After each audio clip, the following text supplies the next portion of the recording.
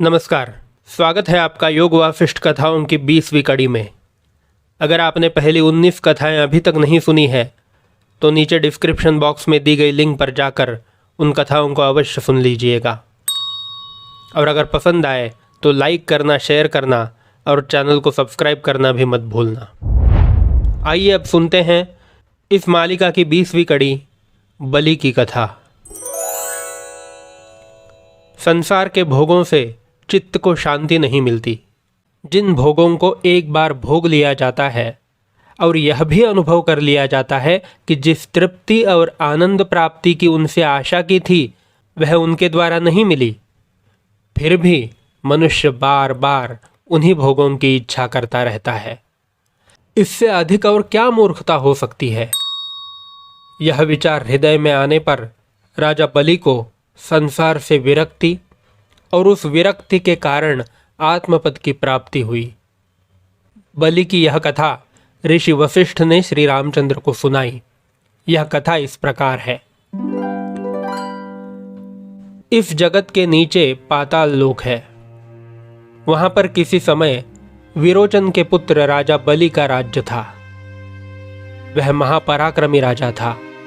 उसने अपने बाहुबल से देवताओं और दानवों को परास्त करके अपना साम्राज्य चारों ओर फैला लिया था। जब उसको राज्य करते करते बहुत वर्ष बीत गए तो एक दिन उसके मन में इस प्रकार का विचार उदय हुआ, मैं चिरकाल से त्रिलोकी का राज्य भोग रहा हूं, किंतु कभी चित्त को शांति नहीं मिली। बार बार वे ही भोग भोगता हूं, लेकिन कभी इनसे परम तृप्ति का अनुभव नहीं किया। दिन प्रतिदिन वही काम करता रहता हूं जिनको करने से आत्मा का कुछ भी कल्याण होता नहीं दिखता। सारा जीवन इन्हीं भोगों को भोगते हुए व्यतीत हो गया, लेकिन कुछ हाथ नहीं आया। सब जीवों की क्रियाएं उन्मत्त की चेष्टाओं की भांति है। मेरे पिता विरोचन आत्मज्ञानी थे।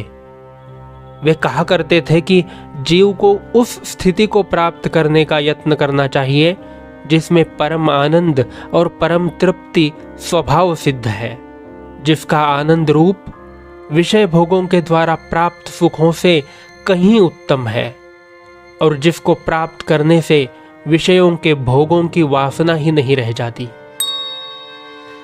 जब वे ऐसी बातें कहा करते थे तब मुझे उनके समझने की शक्ति नहीं थी, लेकिन अब मुझे ज्ञात हो गया है कि जब तक उस पद की प्राप्ति नहीं होगी मुझे शांति नहीं मिलेगी। मैंने अच्छी तरह देख लिया है कि संसार के समस्त भोगों को अनंत काल तक भोग कर लेने पर भी चित्त में शांति का अनुभव और परमानंद की प्राप्ति नहीं होती। भोगों के द्वारा जो सुख प्राप्त होता है वह क्षणिक और तुरंत ही दुख में परिणत होने वाला है। इस प्रकार का विचार मन में आने पर बलि अपने गुरु शुक्राचार्य के पास गए और उनको प्रणाम करके उनसे उस परम पद प्राप्ति का उपाय पूछा जिसका वर्णन उसके पिता विरोचन किया करते थे। शुक्राचार्य ने बलि से कहा, मुझे इस समय बहुत कुछ कहने का अवकाश नहीं है, कार्यवश कहीं जाना है।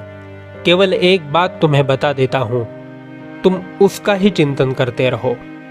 चिंतन करते करते तुम्हें निर्विकल्प समाधि लग जाएगी और परम आनंद का अनुभव हो जाएगा।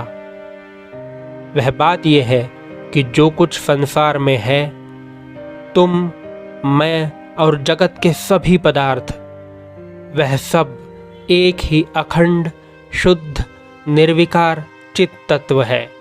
उसके अतिरिक्त संसार में और कुछ है ही नहीं। उस पद में अपने आप को विचार द्वारा स्थित करना और अपने आप को वही समझ लेना ही मनुष्य जीवन का ध्येय है। बस इतना कहकर आचार्य शुक्र चले गए। बलि ने घर आकर विचार करना आरंभ किया और विचार करते करते उसको यह दृढ़ निश्चय हो गया कि संसार में जो कुछ है वह सब चित तत्व ही है। उसके अतिरिक्त यहाँ पर कुछ भी नहीं है। ऐसा सोचते सोचते उसको निर्विकल्प समाधि लग गई और उस समाधि में उसको अनुपाधि और शुद्ध परमानंद का अनुभव हुआ। वह आनंद ऐसा था कि जिसके मुकाबले में उसके सारे जीवन के भोगों का सुख लेश मात्र भी नहीं था। बहुत दिनों तक समाधि में बैठा रहा तो राज्य के कामों में विघ्न पड़ने लगे। यह देखकर शुक्राचार्य वहां पर आए और बलि को समाधि से जगाकर उसको अपने राज्य कार्यों के देखने का उपदेश किया। बलि को जीवन मुक्त पद की प्राप्ति हो चुकी थी और वह आनंद जिसका उनको समाधि में अनुभव हुआ था, वह आनंद उसका सदा का स्वरूप हो गया था। उस आत्म स्वरूप में स्थित होकर बलि ने बहुत दिनों तक राज्य किया और शरीर के अंत होने पर निर्वाण पद की प्राप्ति की।